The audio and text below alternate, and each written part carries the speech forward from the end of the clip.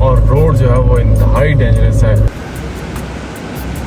ये सब फ्लड से आया है भाई साहब, और कुछ गांव ऐसे हैं जो कि पूरे के पूरे दफन हो चुके हैं। अस्सलाम वालेकुम वरहमतुल्लाहि वबरकातुहू जी, उम्मीद करता हूँ कि आप सब लोग ठीक ठाक होंगे, खैरियत से होंगे और मालिक का बहुत बहुत करम होगा आप सब पे। इस वक्त जो पूरे एक मुल्क की सिचुएशन बनी हुई है, हर तरफ फ्लड। रिसेंट आपने मेरी वीडियोस में देखा कि हमसे जो हो सका हमने KPK पुनेर के लोगों के लिए किया। इंशाल्लाह मजीद भी जितना होगा हम उन लोगों के साथ खड़े हैं। लेकिन इस वक्त की जो मौजूदा सूरत हाल है वो पाकिस्तान का जो नॉर्थ है, नॉर्दर्न जो एरियाज हैं, स्पेशली गिलगित बल्तिस्तान की जो सूरत हाल है वो बहुत ही ज़्यादा ख़राब चल रही है। अभी तो पंजाब साइड पे भी फ्लड आ चुका है, लेकिन जो पंजाब का एरिया है वो हमारी हेल्प जो है वो हम इतनी ज़्यादा इस्तात नहीं रखते कि हमारे पास बोट्स नहीं है या इस तरह की कोई चीज़ें नहीं है कि मैं वहाँ पे जाके हेल्प कर सकूँ। तो आज मैं जो है वो सफ़र कर रहा हूँ। हर बंदा यही सोच रहा है कि गिलगित बल्तिस्तान की मौजूदा सूरत हाल क्या है। वहाँ पे इतने बड़े ग्लेशियर फटने से फ्लड आए, कुछ क्लाउड ब्रस्ट होने से फ्लड आए कि लोगों की जो ज़िंदगी है वहाँ पे नामुमकिन बन चुकी है।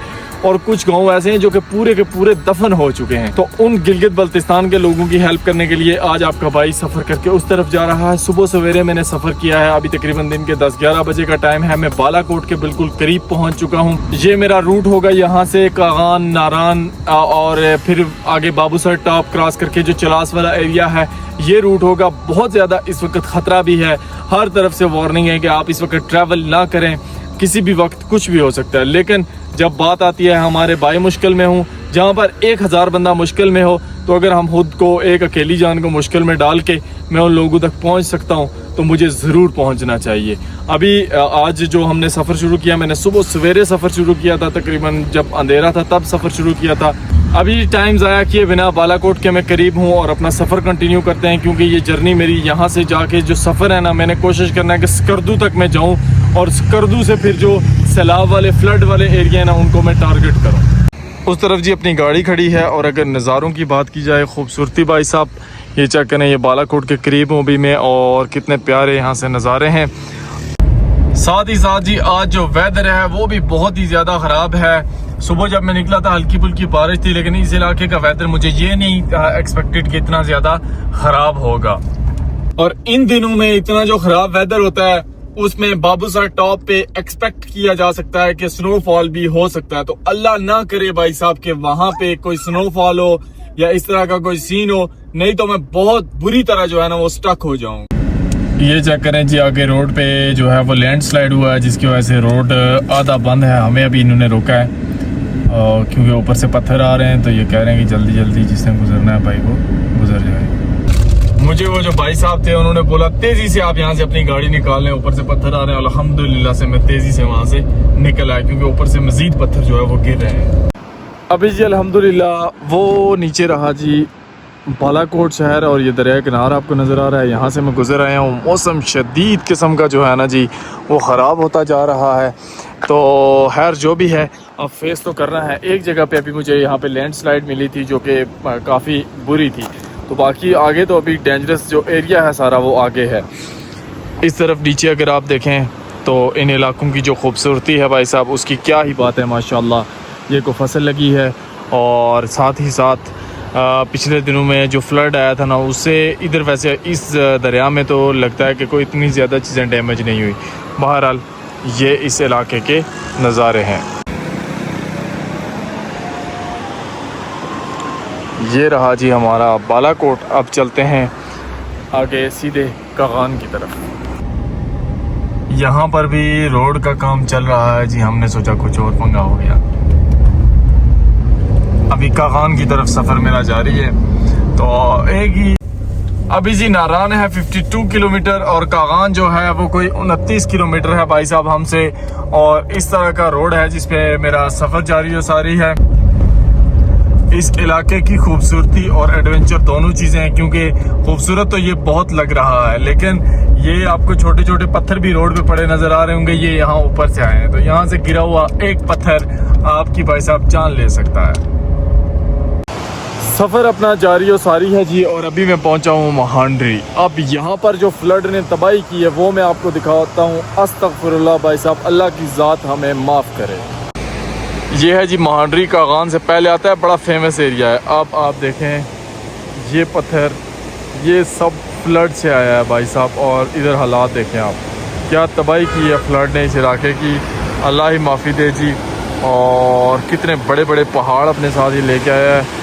उधर देखें वो दरख्त और साथ में जो फॉरेस्ट था वो भी जो है ना यहाँ से फ्लड गुजरा है, उसकी वजह से तबाह बर्बाद हो गया बिल्कुल। ये देखें, ये तबाही की है फ्लड ने महांड्री की। इसी तरह जी रास्ते में पता नहीं कितनी कितनी जगह जो हैं वो बिल्कुल तबाह हो बर्बाद हो चुकी हैं। तो हमें अपना सफ़र भी कंटिन्यू करना है, इस वजह से मैं कम इलाके के जो है ना बीच में ब्लॉग बना रहा हूँ। वेलकम टू कागान भाई साहब। अभी हम इंटर हो चुके हैं सरजमीने कागान में। ये है जी कागान बाजार भाई साहब। ये बाजार जिनमें लंबी लंबी कतारें लगी होती थी टूरिस्ट की, और आज ये बाजार जो है ना वो वीरान पड़े हुए हैं। आप देखें, आपके सामने है कागान बाजार की उस तरह की कोई भी रश नहीं है। जो लोकल्स हैं वही यहाँ पर नजर आते हैं, टूरिस्ट जो है वो बिल्कुल भी नजर नहीं आ रहा। मैंने ये नहीं सोचा था कि यहाँ के हालात इतने ज्यादा खराब कि टूरिस्ट अभी इधर का रुख ना होने के बराबर कर रहे हैं भाई साहब। अब आगे जब जाएंगे ना नारान, मेन स्पॉट है नारान, नारान जाके ये पता चल जाएगा कि लोग कितने ज्यादा डरे हुए हैं फ्लड और ये जो बारिशें वगैरह हो रही हैं उनकी वजह से। तो अभी तो हम कागान से निकल आए, इंशाल्लाह मैं जो है वो तकरीबन थोड़ी देर तक पहुंच जाऊंगा जी नारान।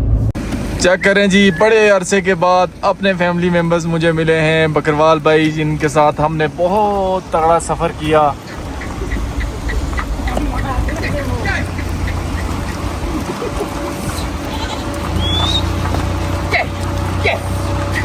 अस्सलाम वालेकुम भाई, क्या हाल है, ठीक हो? ये वो वाली बकरवाल फैमिली नहीं है जिसके साथ मैंने सफर किया था, ये भी बकरवाल है बेचारे। बस अभी इन इलाकों में सर्दी शुरू हो चुकी है ना, तो ये वापस अब माइग्रेट करेंगे नीचे वाले इलाकों की तरफ, गर्म इलाकों की तरफ। तो आज मुझे उम्मीद है कि अभी हम इस इलाके में एंटर हुए ना, मैं एक्सपेक्ट करता हूँ कि नारान के बाद ऊपर बाबूसर टॉप तक हमें कई इस तरह के जो है ना वो बकरवालों के मुझे जो है वो ग्रुप देखने को मिलेंगे। ये देखें जी, नारान जाते हुए रास्ते में जो इलाके आते हैं थे यहाँ पे बैठने की जगह नहीं मिलती थी, और आज देखें ये सारे के सारे एरिए जो हैं वो बिल्कुल वीरान पड़े हैं। कोई टूरिस्ट आपको यहाँ पे कोई दाना टूरिस्ट नज़र आता है, उस तरह से टूरिस्ट का कोई इस तरफ रुझान और रश नहीं है। अल्हम्दुलिल्लाह जी, अभी मैं पहुँच चुका हूँ नारान। वो सामने है जी नारान शहर। हवा बहुत ही ज़्यादा तेज़ चल रही है, उसकी वजह से आपको शायद थोड़ा शोर सुनाई दे रहा है। मैं कम कोशिश करूँगा हवा का शोर ना आए। बहरहाल वो है जी नारान बाज़ार। इसके नज़ारे चेक करें और इसकी वीरान सड़कें चेक करें। इन वीरान सड़कों पे आपको सिर्फ़ और सिर्फ ये बकरवाल फैमिलियाँ देखने को मिलती हैं। टूरिस्ट भाई साहब ना होने के बराबर है। ये वही नारान है जहाँ पर आपको घंटा जो है वो इंतज़ार करना पड़ता था, और यहाँ पे अभी मैं खड़ा हूँ। अभी चलते हैं नारान बाज़ार में और वहाँ की करंट सिचुएशन देखते हैं कि क्या सूरत हाल है। वेलकम टू नारान भाई साहब। बिल्कुल वीरान है ये नारान, और इसकी सड़कें खाली, बिल्कुल इस सड़क पे आपको गाड़ी देखने को नहीं मिलती। सिर्फ और सिर्फ आपको यहाँ पे बकरवाल फैमिलीज और कोई इक्का दुक्का टूरिस्ट नजर आता है। एक रोड जाती है नारान बाजार की तरफ और एक जाती है नारान बाईपास की तरफ। हम इस बार नारान बाजार से जाएंगे भाई, और जाके आपको बाजार की करंट जो अपडेट है, जो सूरत हाल है वो दिखाएंगे। पहले नारान बाईपास पे इतना ज्यादा रश होता था कि वहां से आपको गाड़ी निकालनी जो है ना वो अजाब बनी होती थी। और अभी आप नारान बाजार की सूरत हाल देखें कि आज अच्छा खासा जो है वो साफ सुथरा सनी वेदर वाला दिन है, लेकिन जो टूरिस्ट होता है ना वो यहाँ पे बिल्कुल कम ना होने के बराबर है। ये देखें, आपको यहाँ पे ये बकरवाल भाई हमारे देखने को मिलते हैं, और कोई एक दो गाड़ियाँ कोई मैंने टूरिस्ट की पूरे बाजार में देखी हूँ। बाकी जो लोकल जीप्स वगैरह खड़ी हैं या जो शॉपकीपर वगैरह हैं खुद ही है सारे भाई इधर। भाई साहब नारान बाजार से तो हम गुजर के आगे, वहां पर तो कुछ भी नहीं है। इट्स लाइक के ऐसा लगता है कि सुनसान हो गया यार। ये बहुत रश होता था इधर, और ये चीजें देख के बहुत दुख भी होता है। बस अल्लाह से दुआ है कि हमारे हाल पे रहम करे भाई साहब। अभी हम जाएंगे आगे बटाकुंडी, जिसको पाकिस्तान का स्विट्जरलैंड भी कहा जाता है। उसके बाद फिर बाबूसर टॉप पे लास्ट जो आपने मेरा इस इलाके का रूट देखा था, तो बाबूसर टॉप को मैंने बोला था कि ये राजा बाजार बना हुआ है, और अगर नारान की ये सूरत हाल है तो पता नहीं बाबूसर टॉप की क्या सूरत हाल होगी। वहां पे जाते हैं बाबूसर टॉप पे। फ्लड के बाद क्या सूरत हाल है, टूरिस्ट आ रहे हैं बाबूसर टॉप पे कि नहीं, ये अब पता चलेगा। ये बाजार भी बिल्कुल खाली है जी। हमें इस बाजार में सिर्फ एक गाड़ी में 2-4 टूरिस्ट नजर आए हैं। कोई बंदा भी टूरिस्ट इस तरफ बिल्कुल नजर ही नहीं आ रहे। भाई साहब, नज़ारों की अगर बात की जाए तो इन इलाकों के नज़ारे जितने भी ये वीरान हो जाए ना, और जितने भी ये ख़तरनाक हो जाएं, इन नज़ारों का मुकाबला नहीं किया जा सकता। अभी मैं बिल्कुल करीब हूँ जी बैसर के, और इंशाल्लाह थोड़ी देर तक हम मून रेस्टोरेंट जो है वहाँ पर पहुँच जाएंगे। अभी जी मैं रुका था यहाँ पे मून रेस्टोरेंट पे, और अल्हम्दुलिल्लाह यहाँ पे कुछ थोड़ा बहुत रश है, ज़्यादा नहीं है भाई, लेकिन कुछ थोड़ा बहुत एटलीस्ट आपको टूरिस्ट यहाँ पे देखने को मिलते हैं। और अभी क्योंकि टाइम काफ़ी हो चुका है और निकलते हैं ऊपर जो है बाबूसर टॉप की तरफ। अल्हम्दुलिल्लाह जी, आल्टो हमारी जो है वो आ चुकी है बाबूसर टॉप पे। बड़ी बात है कि ये गाड़ी जो है बाबूसर टॉप पहुँच गई, और बाबूसर टॉप के जो मौजूदा हालात हैं वो भी मैं आपको भी दिखाता हूँ। अस्सलाम वालेकुम, कैसे हैं आप? ठीक है, खैरियत से? ठीक है, आपकी कर दूँ। ये है जी बाबूसर टॉप। आप खुद देख सकते हैं कि ये पिछले अरसे में यहाँ पे राजा बाजार बना होता था, और आज आपको यहाँ पे सनी वेदर में चंद एक गाड़ियां नजर आ रही हैं। लेकिन इस तरफ आए तो कुछ ना कुछ लोग यहाँ पे मौजूद हैं। मतलब वो वाला रश तो यहाँ पे नहीं है जिस तरह ये होता था, लेकिन कुछ थोड़े बहुत लोग मौजूद हैं यहाँ पे। अभी जी बाबूसर से मैं नीचे उतर रहा था कि मुझे दीदार हुए हैं मुर्शद नांगा पर्वत। भाई साहब बहुत दूर है, बहुत दूर, लेकिन ये देखें, ये है भाई साहब नांगा पर्वत, जो कि हमारे बाबूसर टॉप से भी नजर आती है। ये सफेद कलर की जो आपको पहाड़ी नजर आ रही है ना, ये नांगा पर्वत की पहाड़ी, लेकिन ये पहली दफा मैंने ना इतनी ज्यादा क्लियर इस तरफ से देखी है। अभी जी बाबूसर के करीब जो चलास का एरिया है वहां से मैं गुजर रहा हूँ, तो ये वो कुछ पिछले दिनों में फ्लड आया था, जो बड़ा खतरनाक किस्म का जो फ्लड था, ये उसके किसी किसी जगह पे वाक़यात आपको मिलते हैं जो कि बहुत ही ज़्यादा डेंजरस था। ये रोड के दोनों तरफ जो आपको मलबा नज़र आ रहा है जी, इसमें कई जानें भी गई हैं, और ये बड़ा ही ख़तरनाक किस्म का फ्लड था इस इलाके के लिए और यहाँ के लोगों के लिए। ये देखिए यहाँ पे बहुत बड़ा जो है ना टावर बिजली का, वो भी टूटा हुआ इधर पड़ा है, और बड़े बुरे हालात बने थे इस इलाके के।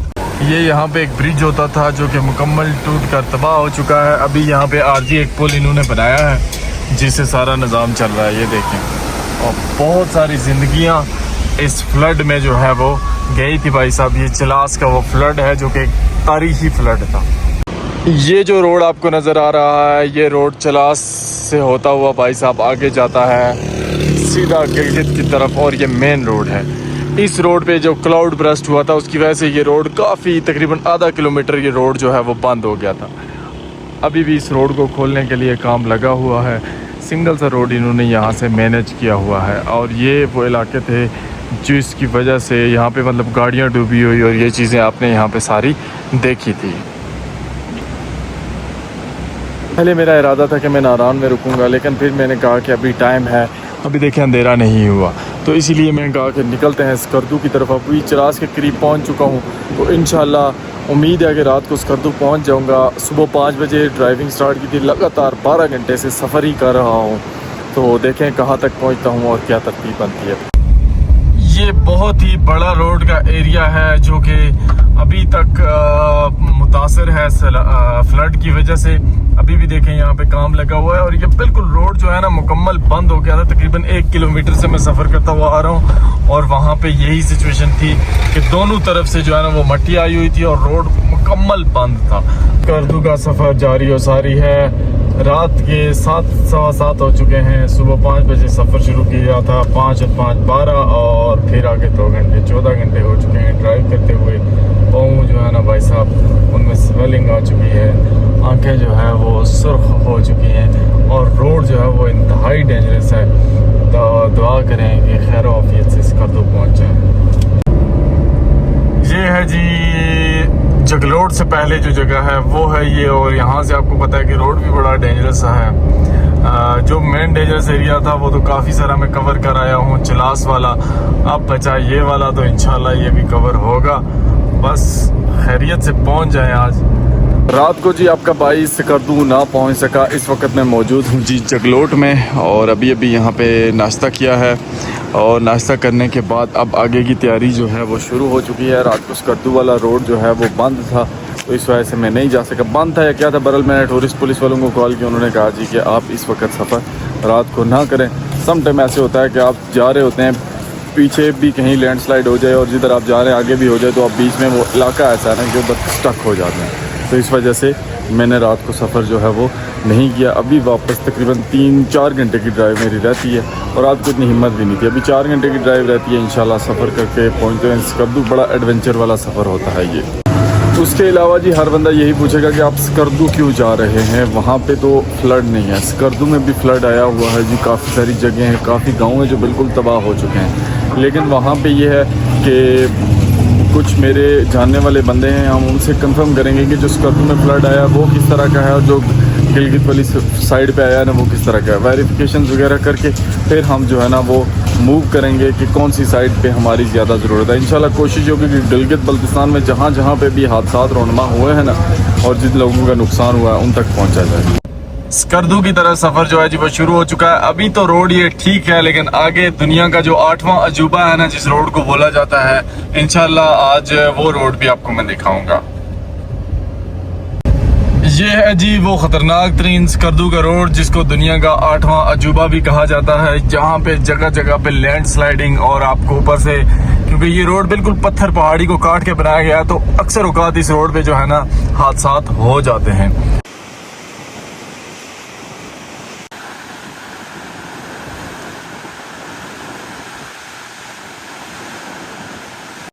अभी जी हम जिस एरिया में पहुंचे हैं ये मोस्ट इफेक्टेड एरिया है। ये देखें कितना बड़ा पहाड़ भाई साहब ऊपर से गिरा है और इसको थोड़ी देर पहले इन्होंने साइड पे किया है। अब आगे यहाँ से रोड खुला हो अल्लाह करे,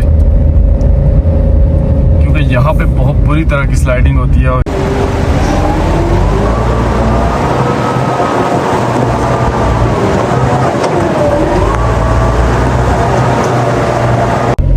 यहाँ से जी रोड बंद था, अभी इन्होंने खोला है। ये ऊपर से ताज़े पत्थर गिरे हैं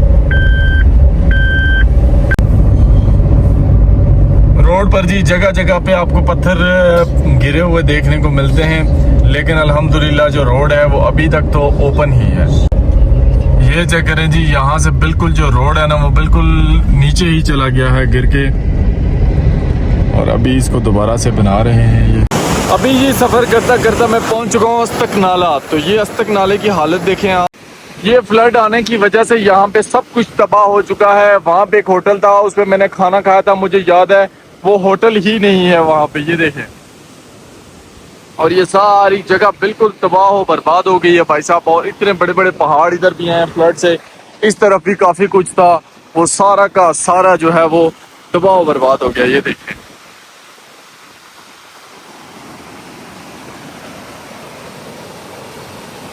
स्कर्दू जाते हुए रास्ते में एक ब्रिज आता था जी। ये फ्लड आने की वजह से ये ब्रिज बिल्कुल तबाह व बर्बाद हो चुका है, ख़त्म हो गया, बह गया उसके साथ। और अभी यहाँ से अल्टरनेट एक रास्ता इन्होंने निकाला है। लेकिन आप सूरत हाल देखें इस इलाके की कि फ्लड ने कितनी ज़्यादा तबाही की है इधर।